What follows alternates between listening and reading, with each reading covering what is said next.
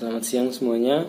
Perkenalkan, nama saya Kristianus Novembro Kantur, NIM 20010808074, jurusan Pendidikan Ekonomi, Fakultas Keguruan dan Ilmu Pendidikan, Universitas Nusa Cendana Kupang. Baik, video ini saya buat untuk memenuhi nilai ujian dengan mata kuliah Teori Ekonomi Makro. Pada kesempatan ini saya ingin menjelaskan materi tentang permintaan agregat dan penawaran agregat. Materi pertama yang saya ingin jelaskan ialah permintaan agregat.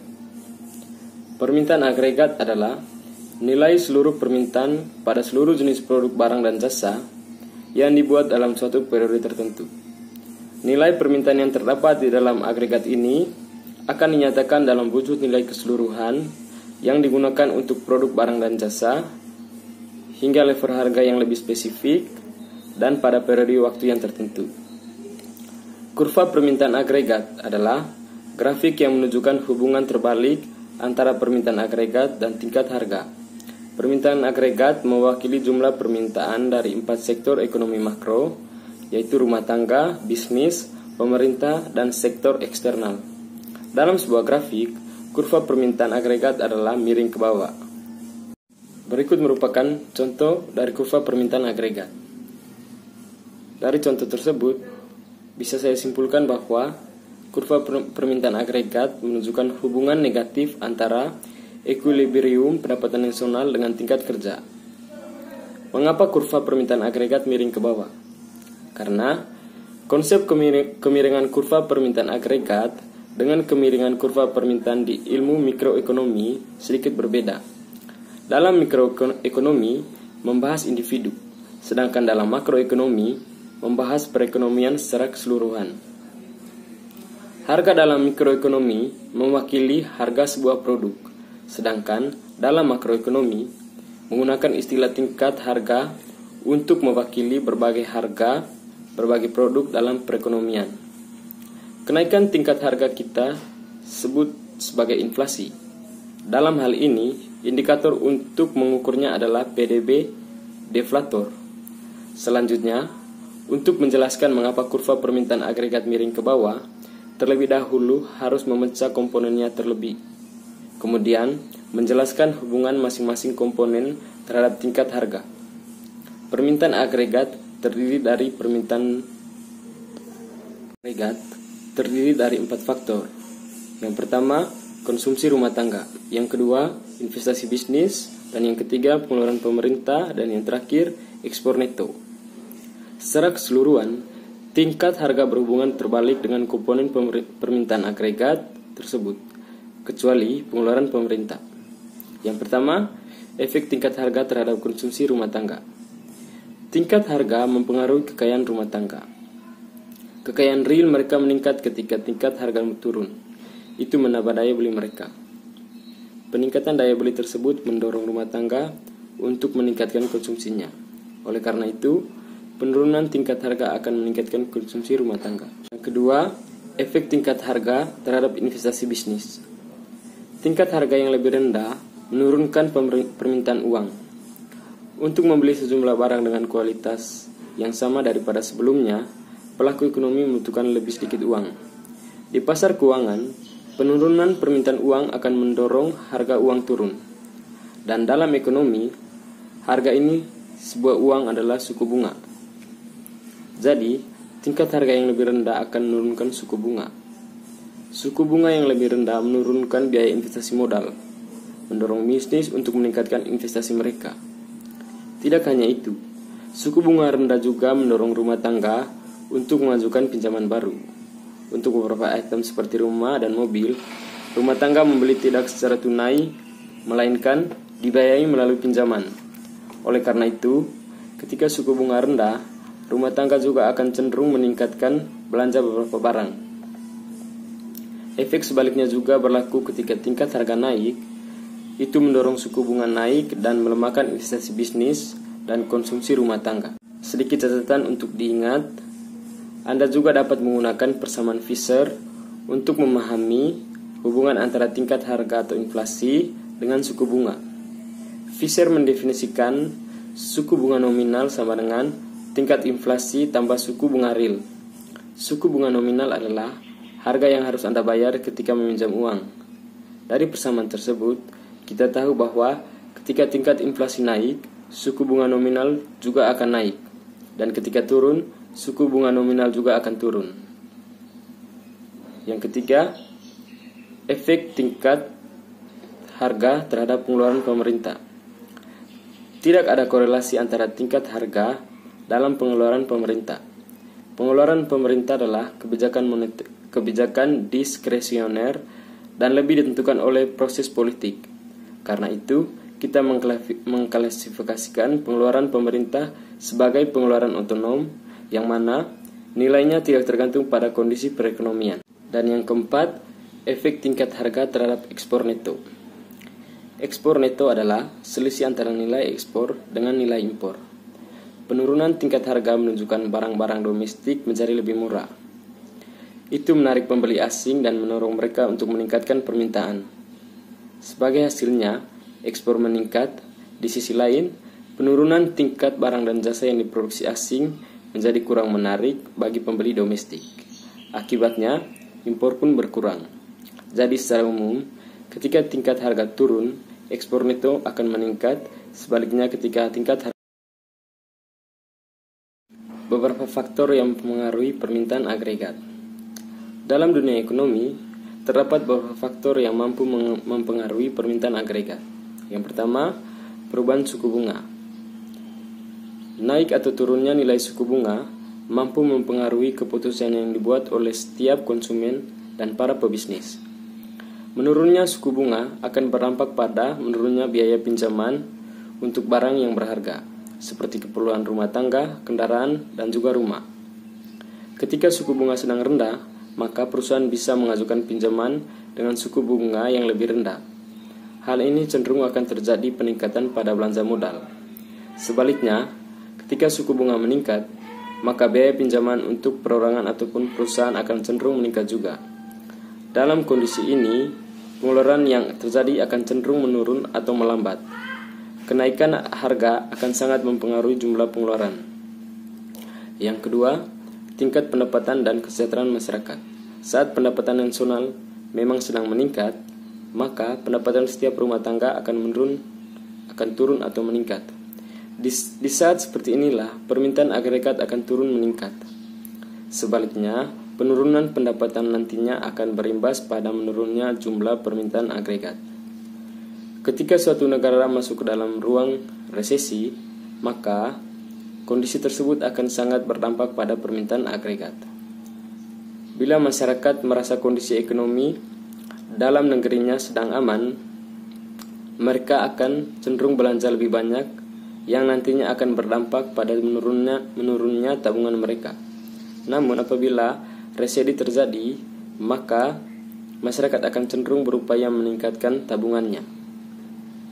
Yang ketiga, perubahan ekspektasi inflasi.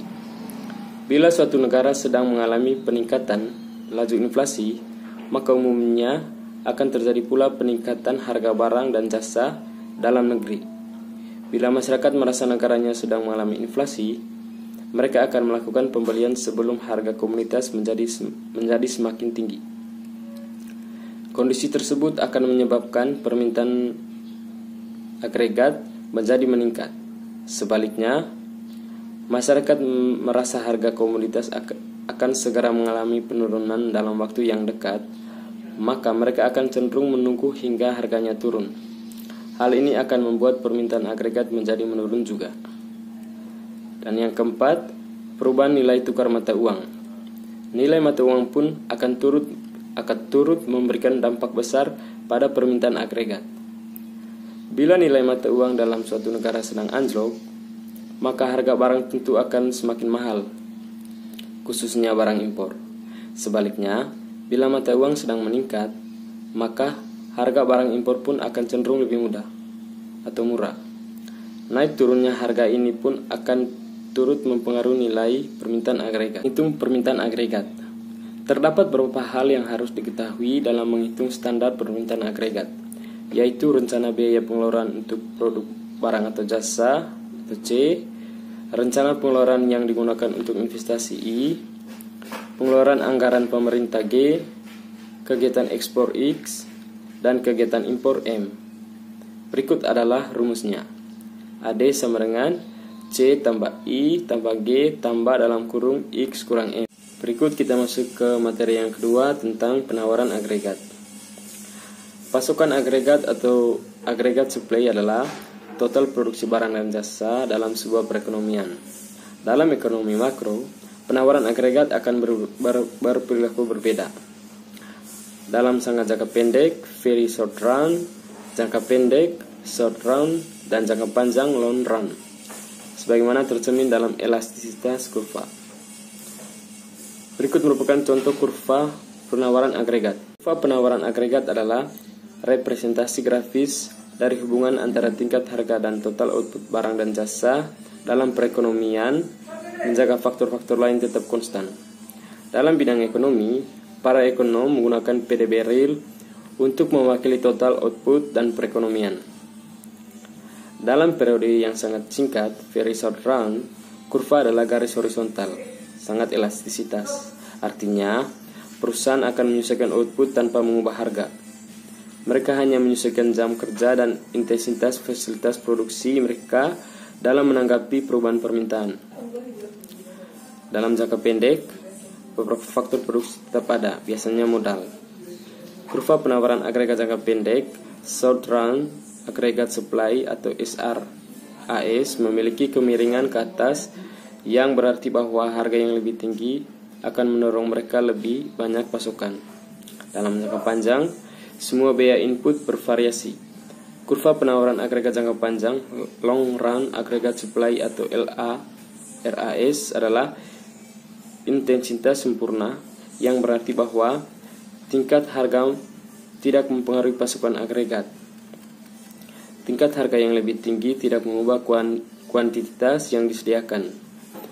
Pada tingkat ini, para ekonom mengatakan perekonomian berbeda pada lapangan kerja penuh, pada potensi output, PDB potensial, atau kapasitas produksi potensial. Merupakan faktor-faktor yang menyebabkan pergeseran kurva penawaran agregat. Yang pertama, faktor-faktor yang mempengaruhinya ialah jangka pendek. Dalam jangka pendek, perubahan tingkat harga menyebabkan penawaran agregat bergerak tidak menggeser kurva SRAS. Kurva akan bergeser hanya ketika biaya produksi dan kapasitas produktif ekonomi berubah. Berikut ini adalah faktor-faktor rinci yang menggeser kurva SRAS. Yang pertama, harga input. Yang kedua, upah nominal. Yang ketiga, ekspektasi harga output di masa depan. Yang keempat, pajak bisnis. Yang kelima, subsidi pemerintah. Yang keenam, kurs. Yang ketujuh, faktor-faktor yang mempengaruhi pasokan agregat jangka panjang. Dan faktor yang kedua ialah jangka panjang.